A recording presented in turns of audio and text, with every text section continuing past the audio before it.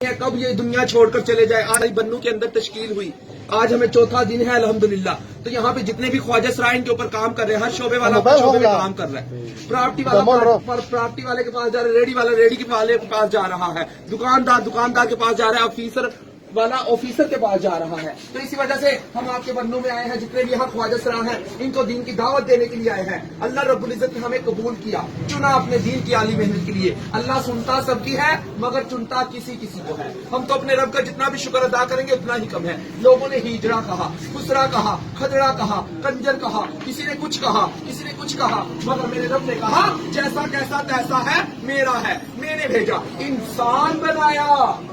اور قرآن پاک میں قسمیں اٹھا کر بتایا, والتین والزیتون وطور سینین وہذا البلد الامین. اللہ کہہ رہا ہے قسم ہے انجیر اور زیتون کی, قسم ہے صحرائے سینا دور کے پہاڑ کی. حضرت موسیٰ علیہ السلام والا جدھر اللہ سے کلام ہوا کرتے تھے, پھر کہا اس امن امان والے شہر یعنی مکہ معظمہ کی. پھر کہا لقد خلقنا الانسان فی احسن تقویم, کہ ہم نے انسان کو خوبصورت پیدا کیا. تو پھر ہم کون ہوتے ہیں اللہ کی بنائی ہوئی چیز میں تخلیق میں کمیاں دیکھنے والے؟ اللہ نے بنایا, کسی کو اللہ لنگڑا پیدا کر رہا ہے, کسی کو اندھا پیدا کر رہا ہے, کسی کو گونگا پیدا کر رہا ہے, کسی کو زبان والا پیدا کر رہا ہے. میرے بھائیوں, اگر میرے رب نے ہمیں ایسا بنایا تو ہم اپنے اللہ کی رضا پر راضی ہیں. مگر یہ ہے کہ اللہ رب العزت نے ہمیں دین کی نسبت کے لیے قبول فرما لیا, دین کے لیے قبول فرما لیا. میرے بھائیوں, اگر ہم جیسے لوگ 4 مہینے لگا رہے ہیں, آپ لوگوں کے لیے کوئی مشکل ہے؟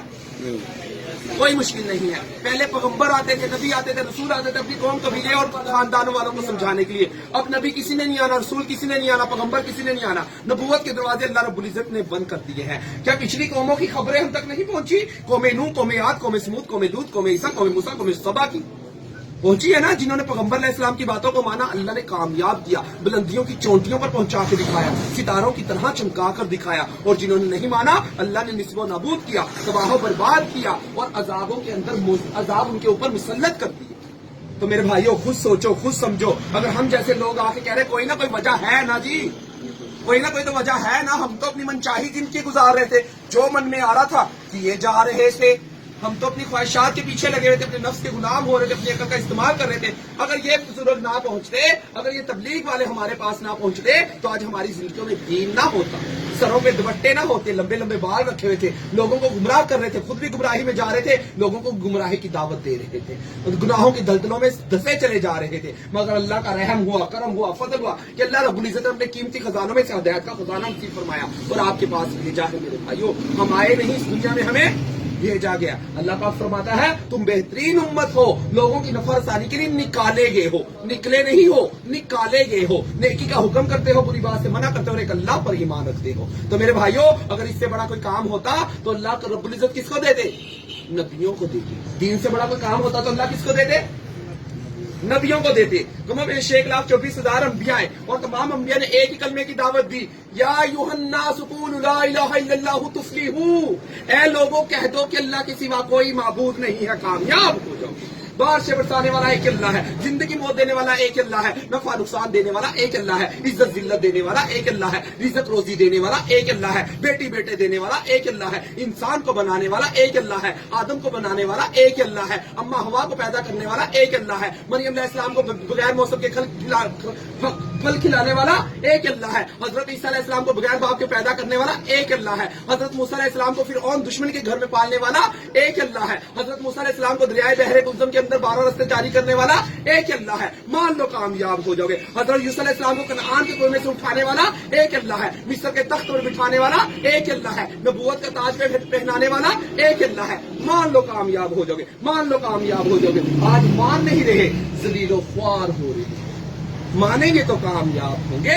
صحابہ رضی اللہ تعالیٰ مانا, اللہ نے کامیاب کر دکھایا, اللہ نے بلندیوں کی چوٹیوں پر پہنچا کر دکھایا. اللہ کے نبی نے فرمایا میرے صحابہ تاروں کی مانند ہے, یعنی کہ سٹار ہے, ستارے ہیں. میرے صحابہ تاروں کی مانند ہے, کسی ایک کی بھی پیروی کر لو گے تو فنا پر پہنچ جاؤ گے. تو اگر ہم جیسے لوگ نکلے ہیں اللہ کے راستے میں, آپ لوگوں کے لیے کوئی مشکل ہے نہیں کہ ہے؟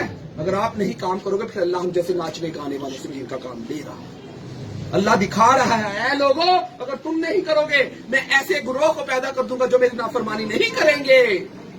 اللہ قرآن میں کہتا ہے اگر آپ لوگ میری نافرمانی کرو گے تو میں ایسا گروہ لے آؤں گا جو میری نافرمانی نہیں کریں گے. تو سمجھ جاؤ اللہ کا قرآن تو حق ہے سچ ہے تو نکلو پھر اللہ کے راستے میں 4 مہینے لگاؤ دین کے کام کو سیکھو اور زندگی کا مقصد بنا کر چلو کوشش کریں گے آپ کرے کا اجتماع ہے 20 تاریخ کو تو خصوصی بزرگوں نے ہمیں کرے کہ اجتماع کی تیاری کے لیے یہاں پہ بھیجا ہے تو کوشش کرے کہ اجتماع میں تمام ساتھی شامل ہوں کوشش کریں گے انشاءاللہ اور کوشش کریں اپنی مصروفات کو گھروں میں کہیں کہ وہ روزے رکھیں اور اجتماع کی کامیابی کے لیے خیر کی دعائیں مانگیں الحمدللہ ہم 13-14 سال سے شعبے پر کام کر رہے ہیں اور الحمدللہ پاکستان کے لیے امیر ہے تو آپ سب لوگوں کا پکا کریں گے انشاءاللہ اجتماع میں شامل ہوں گے انشاءاللہ تعالیٰ اور دیکھیں یہ ناچ گانے والوں نے داڑیاں رکھ لی ہیں آپ تو پٹھان ہے صحابہ کی ولیوں کی اولاد ہے پھر آپ کے لیے کوئی مشکل ہے پتالی مبارک چینوں پر سجائیں گے نا انشاءاللہ سارے ساتھی سجائیں گے نا انشاءاللہ اجتماع پہ آئیں گے سارے ساتھی